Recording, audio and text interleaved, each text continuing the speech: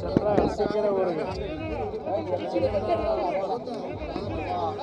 ಒಂದು ರಸ್ತೆಯನ್ನು ನ್ಯಾಷನಲ್ ಹೈವೇಗೆ ಪರಿವರ್ತನೆ ಮಾಡ್ತಕ್ಕಂಥದ್ದಕ್ಕೆ ಈಗಾಗಲೇ ಹಲವಾರು ರೀತಿ ಚರ್ಚೆಗಳೇನಾಗಿದೆ. ಸದ್ಯದಲ್ಲೇ ಇದನ್ನು ನ್ಯಾಷನಲ್ ಹೈವೇಗೆ ಪರಿವರ್ತನೆ ಮಾಡ್ತಕ್ಕಂಥದ್ದಕ್ಕೂ ಸಹ ಸ್ವಲ್ಪ ದೆಹಲಿಯಲ್ಲಿ ಇದ್ರ ಬಗ್ಗೆ ಗಮನ ಹರಿಸಿದ್ದೇವೆ. ಈಗ ಸದ್ಯಕ್ಕೆ 6 ಕೋಟಿ ರೂಪಾಯಿ ವೆಚ್ಚದಲ್ಲಿ ಇವತ್ತು ಈ ಕಾಮಗಾರಿ ನಡೀತಾ ಇದೆ. ಸರ್, ಈಗ ಮುಟ್ಟಕ್ಕಾಗಿರಲಿಲ್ಲ ಸರ್ ರಾಜ್ಯ ಸರ್ಕಾರ ಆದರೂ ಸರ್ ಸಾಕಷ್ಟು ದಿನಗಳ ಬೇಡಿಕೆ ಇತ್ತು. ಇಲ್ಲ, ಇದು ರಾಜ್ಯ ಸರ್ಕಾರದ ಯೋಜನೆಗಳು ಬರೀ ಇದೊಂದು ರಸ್ತೆ ಅಲ್ಲ, ಹಲವಾರು ಭಾಗದಲ್ಲಿ ಸಮಸ್ಯೆಗಳನ್ನು ಎದುರಿಸ್ತಾ ಇದ್ದೇವೆ. ಹಲವಾರು ನಗರ ಪ್ರದೇಶಗಳಲ್ಲೂ ಸಹ ಇವತ್ತು ಮಳೆಗಾಲದಲ್ಲಾದಂಥ ಗುಂಡಿಗಳನ್ನು ಮುಚ್ಚಲಿಕ್ಕೆ ಸಾಧ್ಯ ಆಗದೆ ಇರತಕ್ಕಂಥ ಪರಿಸ್ಥಿತಿ ಮಾಧ್ಯಮದ ಸ್ನೇಹಿತರು ಪ್ರತಿದಿನ ನೀವು ವಿಷಯಗಳನ್ನ ಸೇರ್ತಕ್ಕಂಥ ವಾಸ್ತವಾಂಶಗಳನ್ನು ತರ್ತಾ ಇದ್ದೀರಿ. ಆದರೆ ಸರ್ಕಾರಕ್ಕೆ ಅವರದೇ ಆದಂಥ ಏನೊಂದು ಗ್ಯಾರಂಟಿಯ ಕಮಿಟ್ಮೆಂಟ್ಗಳು ಮಾಡ್ಕೊಂಡಿದ್ದಾರೆ. ಅದರ ಹಿನ್ನೆಲೆಯಲ್ಲಿ ಇವತ್ತು ಸರ್ಕಾರ ಹಲವಾರು ರೀತಿಯ ಸಮಸ್ಯೆಗಳನ್ನು ಎದುರಿಸ್ತಾ ಇದ್ದಾರೆ.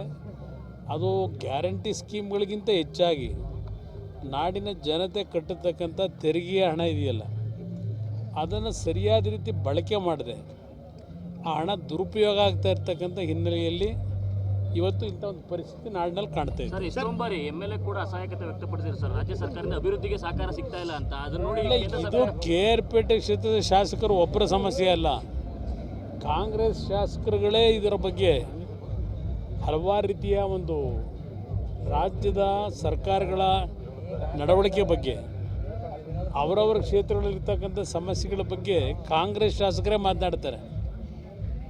ಬರೀ ಇಲ್ಲಿ KR-ಪೇಟೆ ಶಾಸಕರು ಒಬ್ಬರ ಸಮಸ್ಯೆ ಅಲ್ಲ, ಇಲ್ಲಿ ಇಡೀ ರಾಜ್ಯದ ಸಮಸ್ಯೆಗಳನ್ನು ಎದುರಿಸ್ತಾ ಇದ್ದೇವೆ. ಈಗ ಇವರು ಪ್ರತಿನಿತ್ಯ ನಮ್ಮ ಹಳ್ಳಿಯ ಜನ ಹೋದರೆ ಪ್ರಶ್ನೆ ಮಾಡ್ತಾರೆ, ನಾವೇನು ಉತ್ತರ ಕೊಡೋದು ಅಂತಕ್ಕಂಥದ್ದು ಶಾಸಕರುಗಳು ಚರ್ಚೆ ಮಾಡೋದೇನಿದೆ. ಸರ್ಕಾರ ಹಣ ಕೊಟ್ಟರೆ ತಾನೇ ಇದೆಲ್ಲ ಆಗೋದು. ಇವತ್ತು ಈ ಸರ್ಕಾರ ಗ್ಯಾರಂಟಿಯ ಭಜನೆಗಳನ್ನು ಏನು ಮಾಡ್ತಾ ಇದ್ದಾರೆ. ನಾನು ಗ್ಯಾರಂಟಿ ಕಾರ್ಯಕ್ರಮದ ಬಗ್ಗೆನೂ ಲಘುವಾಗಿ ಮಾತನಾಡಲ್ಲ, ನಾನು ಅದ್ರ ಬಗ್ಗೆನೂ ಲಘುವಾಗಿ ಮಾತನಾಡಲ್ಲ. ಕೊಡಲಿಕ್ಕೆ ಅವಕಾಶ ಇದೆ. ನಮ್ಮ ರಾಜ್ಯ ನಾನು ವಿಶೇಷವಾಗಿ ಹೇಳ್ತಕ್ಕಂಥದ್ದು ಸಂಪತ್ತು ಭರಿತವಾದಂಥ ರಾಜ್ಯ ಇದು. ನಮ್ಮ ರಾಜ್ಯದಲ್ಲಿ ಹಣದ ಕೊರತೆ ಇಲ್ಲ. ಕೊರತೆ ಇರ್ತಕ್ಕಂಥದ್ದು ಸರ್ಕಾರದ ಆಡಳಿತದಲ್ಲಿ. ಇವತ್ತು ಪ್ರತಿದಿನ ನೋಡ್ತಾ ಇದ್ದೀರಿ.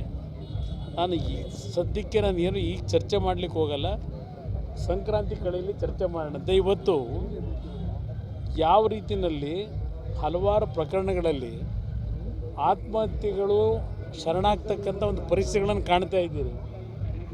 ಅದು ಯಾವ ರೀತಿ ಅದರ ಬಗ್ಗೆನೇ ರಾಜಕೀಯವಾಗಿ ಚರ್ಚೆಗಳು ನಡೀತಾ ಇರತಕ್ಕಂಥದ್ದೇನಿದೆ, ಇದು ಆಡಳಿತ ಅನ್ನೋದು ರಾಜ್ಯದಲ್ಲಿ ಇದೆಯಾ ಅನ್ನೋದು ಮುಖ್ಯ. ಇಲ್ಲಿ ಸರ್ಕಾರ ಅನ್ನೋದು ಇದೆಯಾ ಅನ್ನೋದು. ಸರ್, ಇವತ್ತು ಒಬ್ಬರು ಇಂಜಿನಿಯರ್ ಸುಸೈಡ್ ಮಾಡ್ಕೊಂಡಿದ್ದಾರೆ ಸರ್, ನಿರ್ಮಿತಿ ಕೇಂದ್ರದಲ್ಲಿ ಗದಗದಲ್ಲಿ. ಇವತ್ತು ಒಬ್ಬರು ತೀರ್ಕೊಂಡ್ರ ಗದಗದಲ್ಲಿ ಸರ್, ಗದಗದಲ್ಲಿ ಯಾರೋ ಒಬ್ಬರು, ಬಹುಶಃ ಇನ್ಯಾರೋ ಒಬ್ಬರು ಮೊನ್ನೆ ದಯಾಮರಣಕ್ಕೆ ಮುಖ್ಯಮಂತ್ರಿಗಳನ್ನೇ ಕೇಳ್ಕೊಂಡಿದ್ದಾರೆ. ಅದು ಮುಖ್ಯಮಂತ್ರಿಗಳ ಅತ್ಯಂತ ಖಾಸ ಶಿಷ್ಯ ರಾಮಪ್ಪ ಅಂತೇಳಿ ಹರಿಹರದ MLA. ಬಹುಶಃ BJP ಸರ್ಕಾರ ಇದ್ದಾಗ ಅವರು MLA ಇದ್ದರು. ಆ ಕಾಲದಲ್ಲಿ ಅವರೇನೋ BJP ಸರ್ಕಾರದಲ್ಲಿ ಹಣ ತಂದು ಕೆಲಸ ಮಾಡಿದ್ದು, ಇನ್ನೂ ಸರ್ಕಾರದ ದುಡ್ಡು ಕೊಟ್ಟಿಲ್ಲ. ಇವತ್ತು ನಾನು ಸೂಸೈಡ್ ಮಾಡ್ಕೊಳ್ಳೋ ಪರಿಸ್ಥಿತಿಯಲ್ಲಿದ್ದೇನೆ, ಹಣ ಬಿಡುಗಡೆ ಮಾಡಿ ಇಲ್ಲ ದಯಾಮರಣಕ್ಕೆ ನಮಗೆ ಅನುಮತಿ ಕೊಡಿ ಅಂತ ಹೇಳಿ TV ನೀವು ತೋರಿಸ್ತಾ ಇದ್ದಿದ್ದು ಗಮನಿಸಿದ್ದೇನೆ. ಒಟ್ಟಾರೆ ಅತ್ಯಂತ ಸಂಪದ್ಭರಿತವಾದಂಥ ರಾಜ್ಯ, ಆಡಳಿತದಲ್ಲಿ ಇಡೀ ದೇಶಕ್ಕೆ ಮಾದರಿ ಆಗಿದ್ದಂಥ ರಾಜ್ಯ ಇದು. ಇಂಥ ರಾಜ್ಯ ಇವತ್ತು ಯಾವ ಪರಿಸ್ಥಿತಿಯಲ್ಲಿ ತಂದಿದ್ದಾರೆ, ಜನತೆನೂ ಸ್ವಲ್ಪ ಇದರ ಬಗ್ಗೆ ಗಮನ ಕೊಡಬೇಕಾಗ್ತದೆ. ಇವತ್ತು ಈ ಸರ್ಕಾರದ ಹಲವಾರು ಬೂಟಾಟಿಕೆಯ ಮಾತುಗಳು, ಜಾಹೀರಾತು ಮುಖಾಂತರ ಕೊಡ್ತಾ ಇರತಕ್ಕಂಥ ಇವರ ಏನು ದೊಡ್ಡ ಮಟ್ಟದ ಸಾಧನೆ ಅಂತೇಳಿ, ಅದು ಆ ಜಾಹೀರಾತಿಗೂ ಸಹ ನಾಡಿನ ಜನತೆಯ ಕೋಟ್ಯಾಂತರ ರೂಪಾಯಿ ಹಣ ಇವತ್ತು ಏನೋ ಒಂದು ನೀರಿನಲ್ಲಿ ಹೊಳೆ ಇರೋದಂಗೆ ಹರಿತಾ ಇದೆ. ಸರ್, ಈಗ ಗ್ಯಾರಂಟಿ ಯೋಜನೆಗಳಿಂದನೇ ರಾಜ್ಯ ನಾನು ಗ್ಯಾರಂಟಿ ಯೋಜನೆಯಿಂದ ಹಾಳಾಗಿದೆ ಅಂತ ಹೇಳಲ್ಲ. ಗ್ಯಾರಂಟಿ ಯೋಜನೆಯನ್ನು ಕೊಟ್ಟು ಸಹ ಅಭಿವೃದ್ಧಿಗೆ ಚಾಲನೆ ಕೊಡ್ಬೋದು.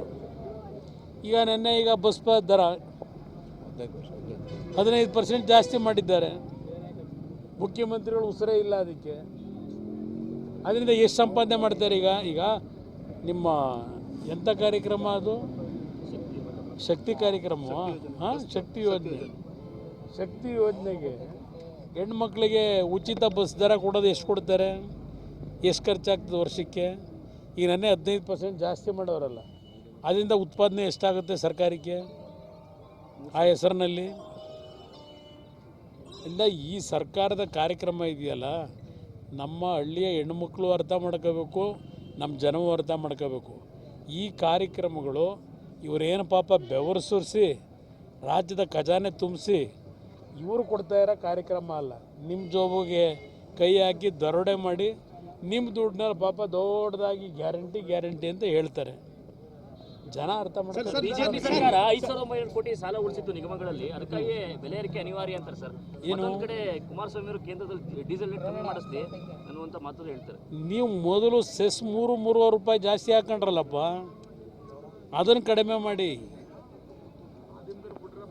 ಡೀಸೆಲ್ಲು ಪೆಟ್ರೋಲ್ ಬೆಲೆ ಏರಿಕೆ ಆಗ್ತಕ್ಕಂಥ ಪೆಟ್ರೋಲಿಯಂ ಬೆಲೆ ಇವತ್ತು ಅಂತಾರಾಷ್ಟ್ರೀಯ ಮಾರುಕಟ್ಟೆಯಲ್ಲಿ ಇರ್ತಕ್ಕಂಥ ವೇರಿಯೇಷನ್ ಮೇಲೆ ಮಾಡ್ಕೋತಾರೆ.